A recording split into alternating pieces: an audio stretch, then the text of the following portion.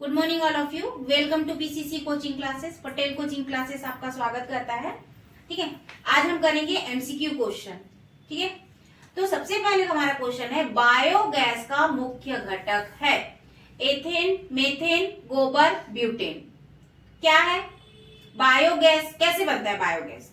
है ना, एक प्रकार का क्या है, जंतुओं के द्वारा जो गोबर दिया जाता है उसको घोल करके बनाया जाता है गांव क्षेत्रों में, है ना, जहां पर हम प्रदूषण न हो, लकड़ी न जलाना पड़े, उन क्षेत्रों में बायोगैस का उपयोग करते हैं। तो इस गैस में पाया जाता है गोबर। बायोगैस का मुख्य घटक या मुख्य चीजें क्या है बायोगैस के लिए? गोबर की आवश्यकता होती है। इसे गोबर गैस संयंत्र भी कहा जाता है। ठीक है, तो ये गोबर गैस संयंत्र में मुख्य घटक है हमारा गोबर, इसमें बायोगैस। ठीक, दूसरा हमारा आता है निम्न चित्र में से कौन सा चित्र सही परावर्तन कोण दर्शाता है? तो देखो, ए में आई इधर है, आर इधर है, इसमें सिर्फ आई बस है, लास्ट वाले में आई आर है, बट किरण कैसे आ रही कैसे जा रही कोई पता नहीं है। तो हम अगर इसका डेफिनेशन आपको याद रहेगा तो पता चल जाएगा। ये जब कोई प्रकाश किरण किसी चमकदार सतह से टकराती है और टकराकर वो को उसी दिशा में वापस लौट जाती है, परावर्तन बोलते हैं, नियम है इसका।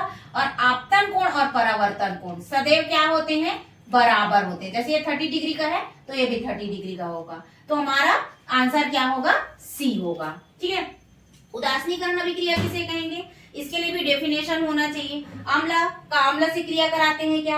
अम्ल का क्षार से क्रिया कराते हैं क्या? क्षार का क्षार से क्रिया कराते हैं कि अम्ल का लवण से क्रिया कराते हैं? तो हमारा इसका डेफिनेशन याद होगा तभी होगा। हम अम्ल का क्षार से क्रिया कराते हैं तब लवण और किसका निर्माण होता है?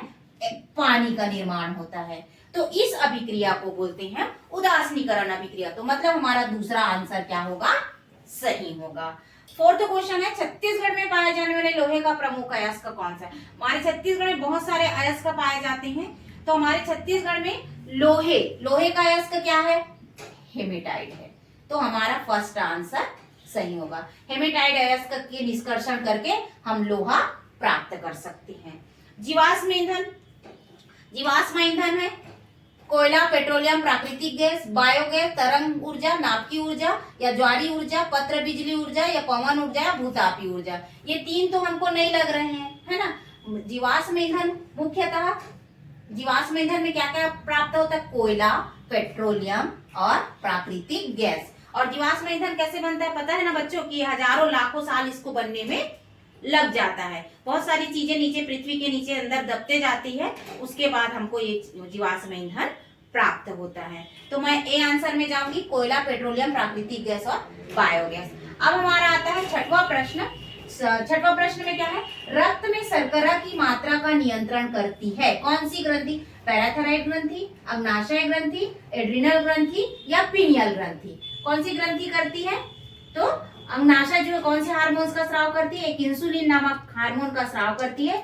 कम और ज्यादा दोनों हानिकारक होता है। यदि कम हो जाता है तो इंसुलिन जो हार्मोन का स्राव कम हो जाता है, ये ग्रंथि स्राव नहीं कर पाती है, तो क्या होता है हमारा मस्तिष्क यूरिन को, मतलब यकृत जो है यूरिन को पूरी तरह से बाहर निकाल देता है, जिससे यूज नहीं कर पाता हमारा बॉडी और शर्करा बाहर निकल जाता है। तब उस रोग को बोलते हैं डायबिटीज, है ना, डायबिटीज बोलते हैं। तो मैं कौन सी ग्रंथि में जाऊंगी?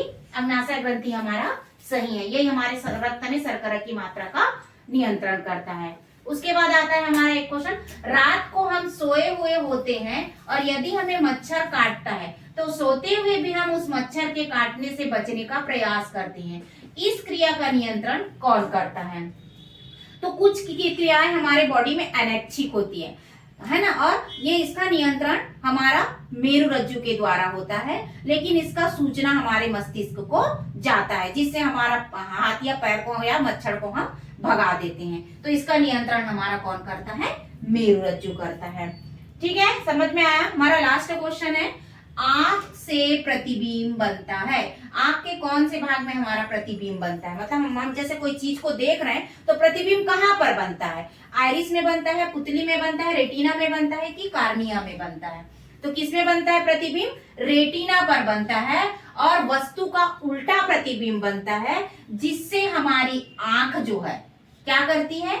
सीधा करके देखती है, क्योंकि मस्तिष्क बताता है कि आपके सामने कोई वस्तु खड़ी हुई है, आप उसको देखो, जिससे हमारा आंख जो है उसको, या मस्तिष्क के ऑर्डर से हमारा आंख जो है उसको सीधा करके देखता है। तो ठीक है बच्चों, ये आपका एमसीक्यू क्वेश्चन है, पूरे इंपॉर्टेंट क्वेश्चन है।